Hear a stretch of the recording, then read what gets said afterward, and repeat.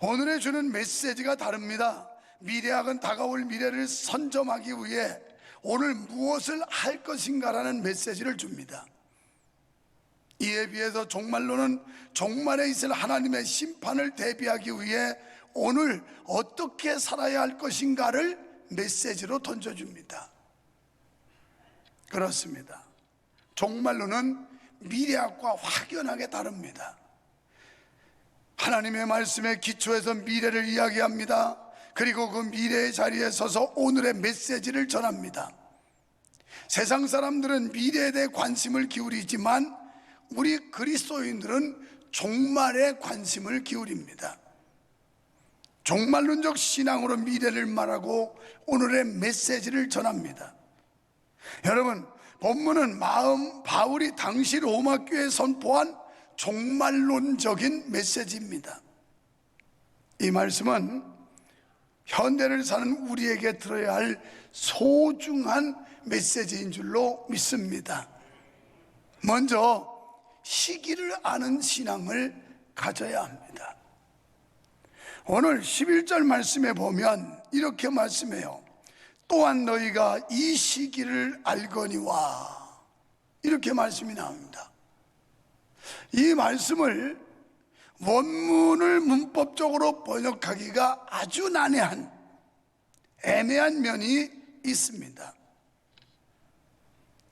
그러니까 영어 성경 NIV 성경 같은 데 보면 and to this understanding present time,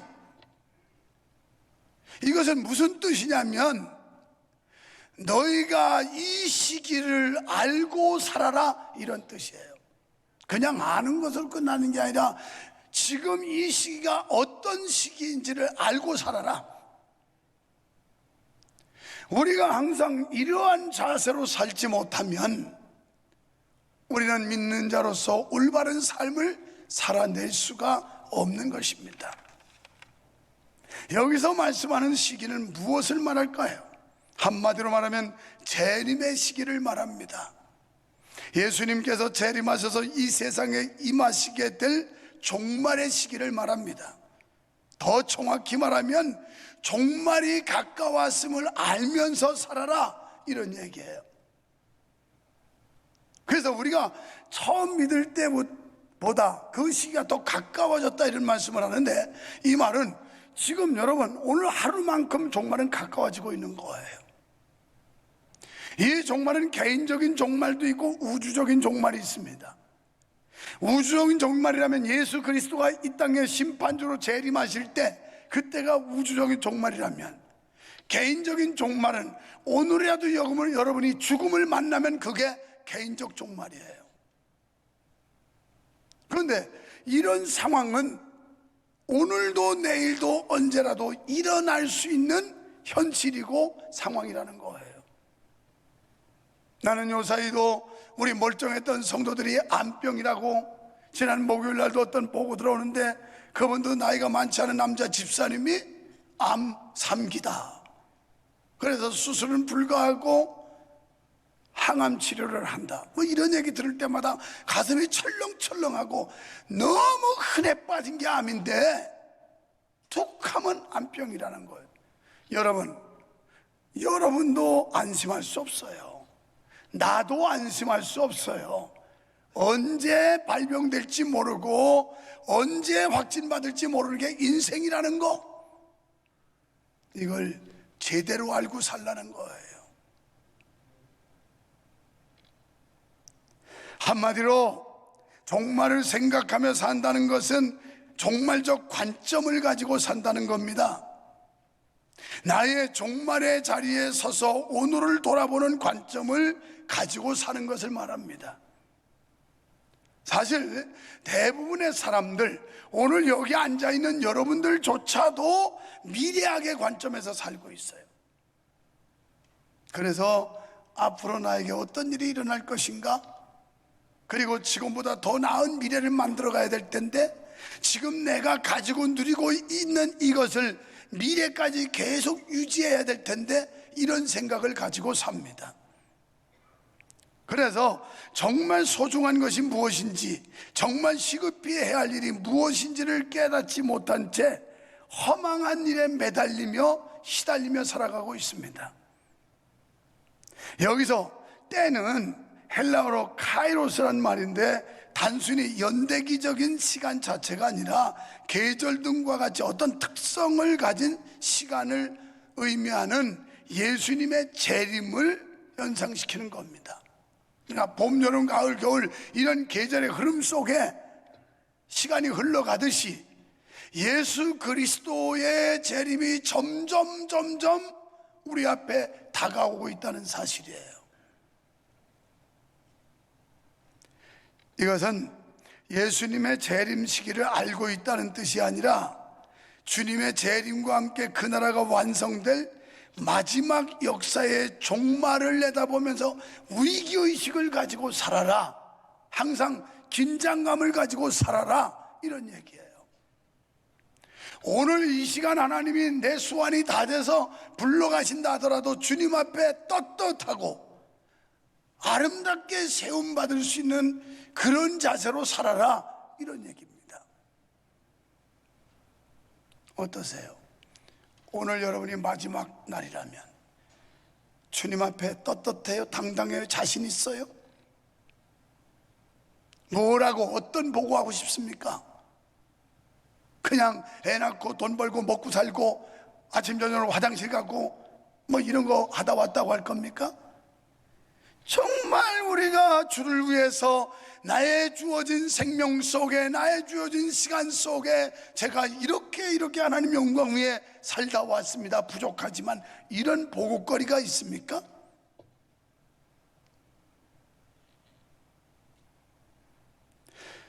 우리 그리스도인들은 시기를 아는 신앙을 가지고 살아가야 합니다. 종말이 가까이 있음을 알고 살아야 한다는 뜻입니다.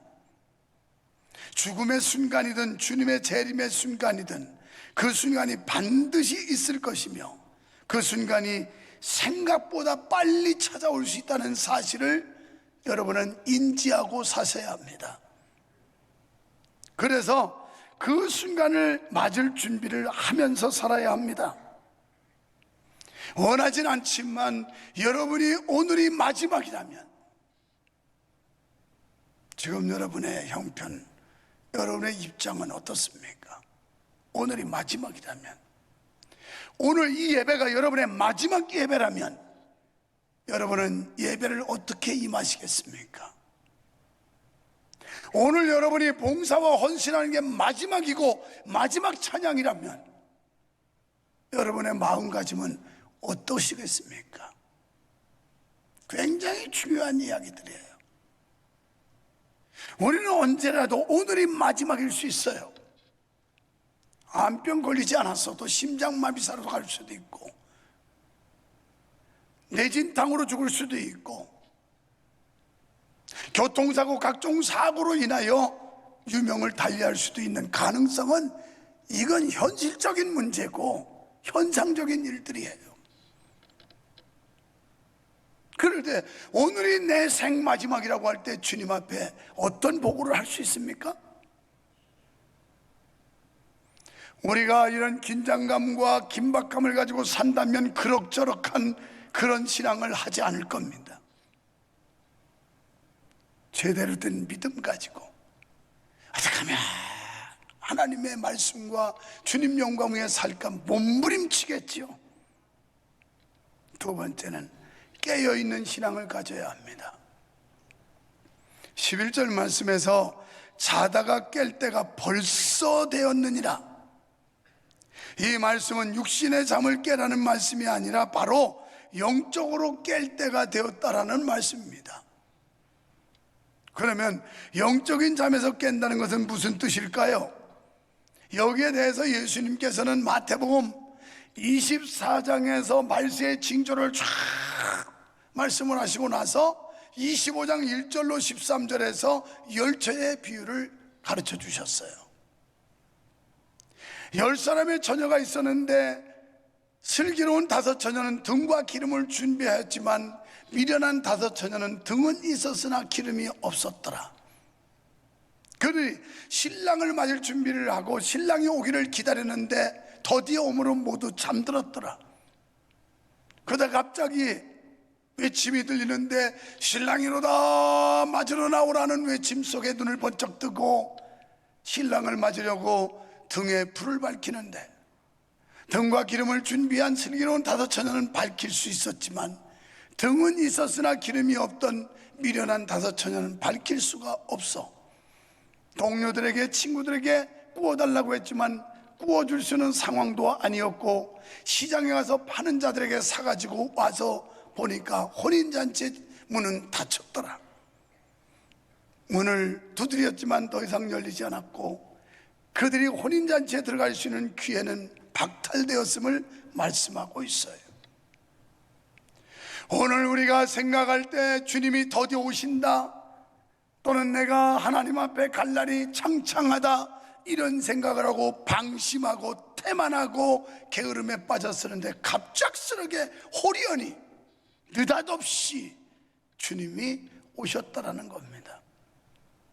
주님이 호련히 갑작스럽게 여러분을 불러갈 수 있습니다.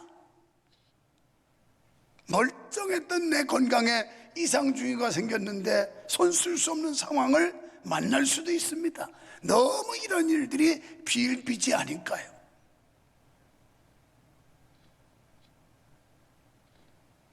그러면서 마태복음 25장 13절에서 예수님께서 비유 끝에 이렇게 말씀하세요. 그런즉 깨어있으라. 너희는 그날과 그 시를 알지 못하느니라. 그러니까 항상 긴장감을 가지고 깨어 있어야 된다는 거예요. 언제 내 영혼 불러갈지, 언제 주님이 다시 오실지, 그날과 그 시를 미리 정해 주었다면 그때까지 버티다 고 임박해서 노력하면 되겠지만 그날과 그 시를 아무도 모른다는 거예요. 여러분, 우리는 여기서 영적으로 깨어있다는 의미를 알 수가 있습니다. 11절의 때는 헬라어로 오라라는 말인데, 몇 시가 되었다고 말할 때의 시를 말합니다. 몇 시, 지금 9시 54분, 이게 이 시간을 말하는 거예요.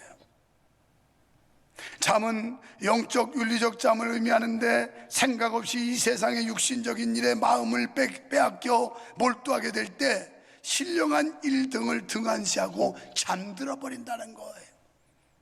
지금 여러분 이런 상태에 빠져 있지 않습니까?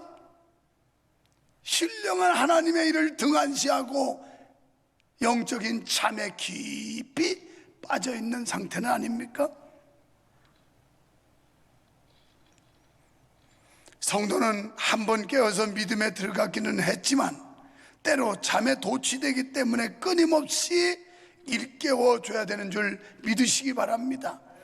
그래서 이 예배 생활을 통해 교회 와서 하나님의 말씀을 통해 우리가 자꾸 깨우임을 받는 거예요. 잠들어서 안 일어나는 사람들을 깨워요. 나도 새벽 기도 마치고 집에 가면 우리 손주들이 누워 자다가 어떤 데는 늦잠을 자고, 얘들아 일어나라, 지휘야 학교 갈 시간이야, 빨리 일어나, 자니야 하유야 일어나, 옷 갈아입고 이제 유치원 가야지. 깨움이 필요하다는 거예요. 안 일어나려고 그러죠. 그래도 시간 되면 깨웁니다. 오늘 여러분이 교회에 와서 할 일이 뭡니까? 하나님의 메시지, 하나님의 말씀을 듣고 깨어나야 된다는 거예요.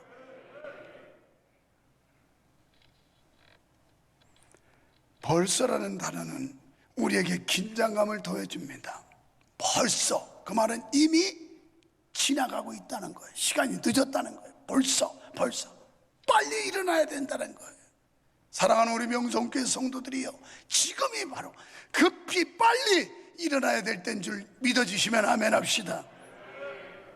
가장 적합한 때가 되었다는 겁니다. 언제나 우리는 종말을 준비하며 사는 것이 깨어있는 신앙임을 믿습니다. 늘 성령이 충만한 삶을 살아야 하고 늘 종말을 준비하며 살아가야 합니다. 우리의 구원이 완전히 실현되는 때가 처음 믿을 때보다 시간적으로 훨씬 더 가까워졌으므로 깨어서 그날을 준비하라는 말씀입니다. 세 번째는 옷을 갈아입어야 합니다. 12절에서 어둠의 일을 벗고 빛의 갑옷으로 갈아입으라고 하십니다. 13절을 보면 이 말씀이 무슨 뜻인지를 설명하고 있어요. 낮에와 같이 단정히 행하고 방탕하거나 술 취하지 말며 더러운 옷을 벗고 새 옷으로 갈아입으라는 겁니다.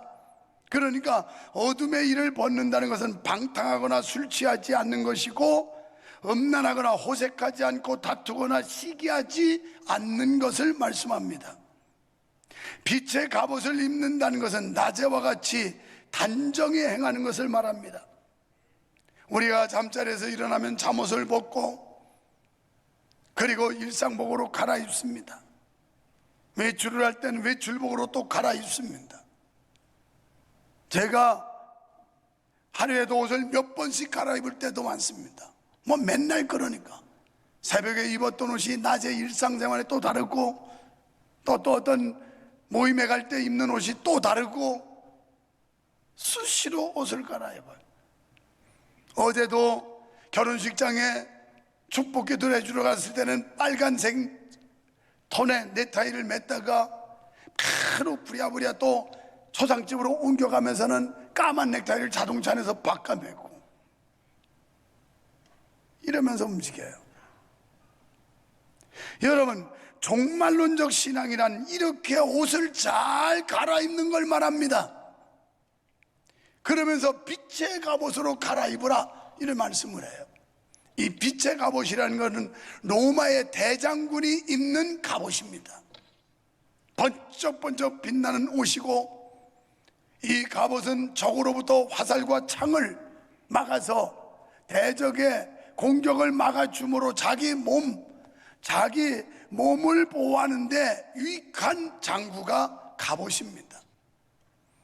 뿐만 아니라 로마의 대장군이 입는 이 갑옷은 영예와 권세를 상징하기도 합니다. 적어도 우리 그리스도인들이 이 누더기 더러운 옷들을 갈아입어야 하는데, 옛날 구습을 버려야 하는데, 이제는 새로운 가구와 새로운 그 목적을 향하여 우리의 옷이 바뀌어야 하는데 새 옷으로 바꿔 입어야 된다는 거예요. 적어도 그리스도의 백성으로, 하나님의 자녀로서 의의 옷을 입고 번쩍번쩍 빛내고 성도의 본분과 의무와 사명을 감당하며 많은 사람들에게 주님의 영광을 드러내고 하나님 자녀의 권세를 행사하며 살아야 된다는 겁니다. 사도 바울은 자다가 깰 때가 벌써 되었으니라고 하면서 깨어 의를 행하고 죄를 짓지 말 것을 요구하며 근신하고 있으라고 말씀합니다. 그 이유를 데살로니가전서 5장 2절에서 주님의 날이 도적같이 임할 것이기 때문이라 그랬어요. 예수님께서도 도둑이 어느 경점에 오는 줄 알았으면 잠자지 않고 지켰을 것이다. 그런데 도둑이 예고해 주지 않습니다. 내가 몇 시쯤 당신 집에 도둑질하러 갈 거야, 이렇게 예고해 주고 오지 않습니다. 잠들어 있을 때, 집이 비어 있을 때 갑자기 예고도 없이 오는 게 도둑이라고 예수님이 비유를 통해 말씀했어요. 주의 날도 그렇게 온다는 거예요. 편안하다, 안전하다 할 때 그때 주님이 오신다는 거예요. 사랑하는 성도 여러분, 우리는 슬기로운 다섯 처녀처럼 날마다 의롭고 깨끗한 행실로 주의 날을 예비하며 기다려야 될 줄로 믿습니다. 깨끗이 하라, 이 말씀이 무슨 뜻일까요? 그리스도 없는 삶을 청산하라, 그런 뜻이에요. 여러분이 지금 살고 있지만 그리스도가 없는 삶을 살고 있어요. 주님과는 전혀 상관없는 삶을 살아가고 있어요. 그냥 세상 사람들과 똑같은 거예요. 말만 예수 믿는 사람, 말만 기독교인이라는 이름을 가지고 있지 불신자나 다를 바가 하나도 없이 살아가고 있어요. 이걸 벗어던지라는 거예요. 누더기 옷, 더러운 옷, 게으름의 옷, 방심의 옷, 태만의 옷, 이런 누덕누덕한 옷들을 벗어 던지라는 겁니다. 그리고 새 옷으로 갈아입으라는 겁니다. 한 해가 막바지 저물어 가고 있습니다.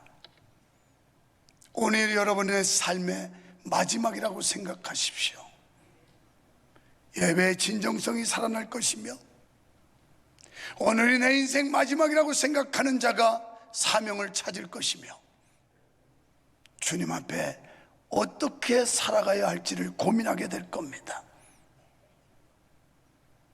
자랑 같지만 지난 금요 기도회 때 하루 종일 저는 컨디션이 너무너무 안 좋았습니다. 뒤에서 앉아있으면 기도회를 시작할 때 도저히 못 견디겠어서 내 아내 보고, 여보, 나 도저히 못 견디겠다, 내려가서 누워야 되겠다. 그리고 기도 인도하는 장준택 목사님 보고 축도해서 마무리해서 보내라고 해라. 그러고 도저히 궁뎅이가 떨어지지 않아서 못 일어났어요. 왜? 우리 성도들이 온종일 회사, 사업장 치열한 경쟁 속에 가서 힘들게 일하고 와서 하나님의 은혜를 사모하고 무언가 하나님 앞에 가까이 하겠다고 기도하는 몸부림을 볼 때 차마 내가 일어날 수가 없었어요. 그럴수록 믿음으로 주님 앞에 기도하라고, 믿음으로 맡기라고 했던 목사의 입에서 내 몸이 좀 불편하다고 해서 눕는다는 자체가 양심이 허락이 안 돼요. 양심이. 그래서 버티고 앉았다가 기도회를 바톤받아 인도하고 마무리했어요. 하나님이 그 믿음을 보셨든지 그렇게 두통이 심하고 힘들었었는데 기도회 인도하는 순간에 깨끗이 가시게 하시더라고요. 오늘 진정으로 여러분이 새 옷으로 갈아입어야 합니다. 내가 그리스도인이요 하나님의 백성이요 하나님의 거룩한 자식으로서 내 양심이 깨어 있는지, 내 신앙의 삶이 깨어 있는지를 분별하셔야 돼요. 얼굴만 번지르르하게 화장품 발라놨지 옷은 지금 온갖 누더기 옷이야. 더럽고 추악하고 흉악하고 이런 옷들을 걸치고서 얼굴만 그냥 뺑기 바르고 멀쩡한 척에 앉아있는 이런 우리의 모습, 이걸 탈피해야 됩니다. 이 옷 벗어 던져야 됩니다. 이 옷이 꼬질꼬질하고 더럽고 추하면 이것을 벗어 던지고 새 옷을 입어야 된다는 말이에요. 이제 그동안 우리가 이 더럽혀졌던 구습, 잘못된 행실, 오늘이 내 인생의 마지막이라고 생각하고 벗어 던집시다. 그리고 새로운 각오와 새로운 결단을 통해서 새해는 빛의 갑옷을 입고, 그리고 사명자로서 하나님이 나에게 맡겨주신, 하나님이 나에게 허락하신 시간과 재능과 물질과 모든 환경을 총동원해서 주님을 위해 사는 멋진 성도가 되겠다고 결단합시다.